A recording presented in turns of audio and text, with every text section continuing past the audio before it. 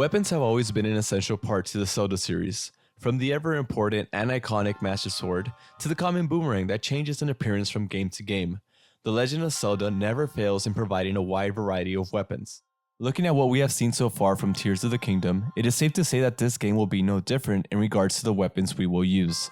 However, this time around, the weapons at Link's disposal seem a bit different, especially the ones we see him wielding here and here. Some very unorthodox designs if you ask me.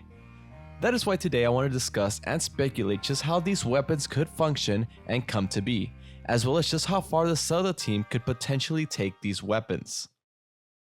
From the 2021 E3 trailer, we got our first glimpse of this fire-breathing dragon shield that Link is using against a new enemy. We have never seen Link wield a weapon that is in any way similar to this shield right here.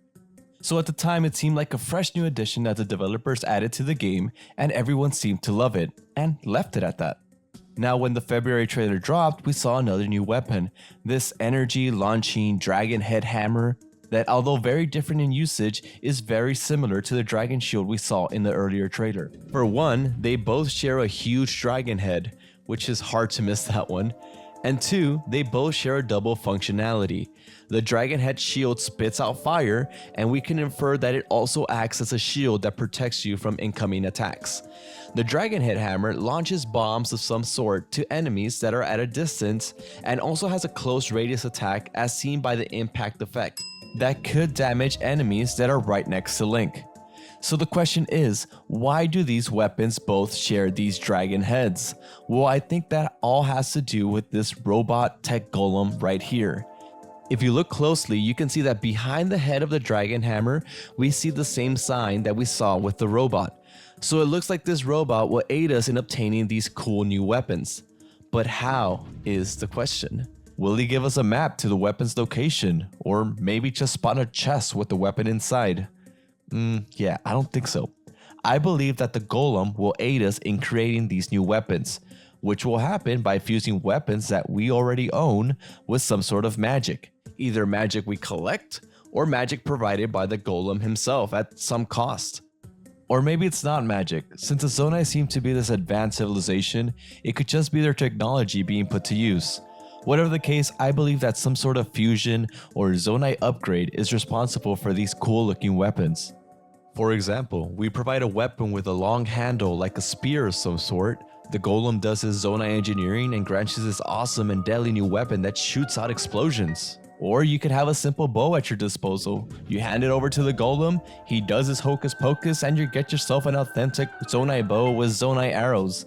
Why stop there? Just pop in a boomerang, bada bing bada bong, you got yourself an awesome new Zonai boomerang that does, I don't know what, but I'm pretty sure it does something awesome. Now let's say you don't have any weapons at your disposal and you're only carrying a shield. You instead give the Golem a shield, he does his magic and turns a defensive item into a completely new weapon.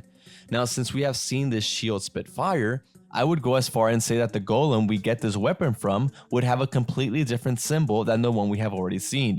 Maybe something that resembles a flame to demonstrate that he creates weapons that have fire attributes, which leads me to my next point. Elemental variations to the Zonai weapons. In Breath of the Wild, we saw swords having the elemental properties of fire, electricity, and ice.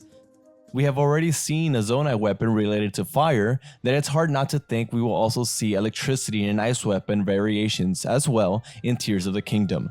Now this hammer doesn't seem to follow any of these elemental archetypes, as it looks like it just causes explosions. So this leads me to believe that there are other types of weapons that can be created. Imagine if we saw a weapon that spews out poison or creates plant life that attacks enemies. Or one that summons tornado level winds that does more than just push away enemies. Yeah, I'm talking about you, Deku Leaf. Or imagine, just imagine, we could add all these bad boys to the vehicles that we create. Imagine taking the vehicles that we have seen Link pilot and having them launch bombs or lasers, since the Zonai were this advanced civilization. We definitely need to see laser weapons. Talking about this makes me wonder, what if we see enemies have similar vehicles of their own? Imagine one of those boss bokoblins riding in on an ATV of some sort. A little crazy, I know, but I'm sure we would all lose it if we saw something like that. Especially if it shoots out lasers. Combining weapons seems like a far reach, but man, would it bring a completely new take to the Zelda series. They already surprised us with very modern looking vehicles, so armed vehicles would just blow my mind away. Now, I have been talking a lot about how all these weapons could work, possible variations like adding poison effects to them, and how it would be awesome if they could be added to vehicles as well. But we haven't talked about why. Why are these weapons being seen now all of a sudden? Now, this is all pure speculation, but we have seen Link wielding normal weapons, but they seem to be corroded just like the Master Sword. We also see this bokoblin with what looks to be a corroded sword. Why do these common weapons look like they have been affected by malice as well? Now, these could all just be rusted weapons like we saw in Breath of the Wild, but what if normal weapons don't work on certain enemies, and that is why normal weapons become corroded or deteriorated? What if the only way to defeat a certain type of enemy is by using the ancient weapons that the ancient civilization known as the Zonai once used? We have seen malice-infected monsters before. What if the Zonai weapons are the only ones that can damage them?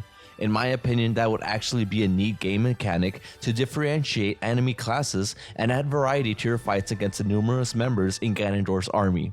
I know, this is a new Zelda game, so new weapons are expected. But maybe the development team adds a reason as to why we see these new weapons appear or reappear. The thought of being able to combine weapons with Zonai tech or Zonai magic, I don't know what the general consensus is on that, but this idea has me excited for Tears of the Kingdom. How are you guys feeling about the weapons we've seen so far and the potential possibilities we could see?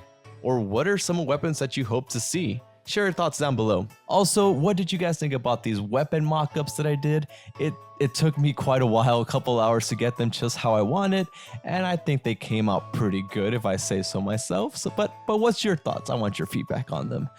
We got less than 3 months to go, and it can't come any sooner, but it's almost here. It's almost here. I'm excited. I hope you guys are excited as well. More videos coming up, but till then, I'm Ace Monkey. Have a great day, and thanks for watching.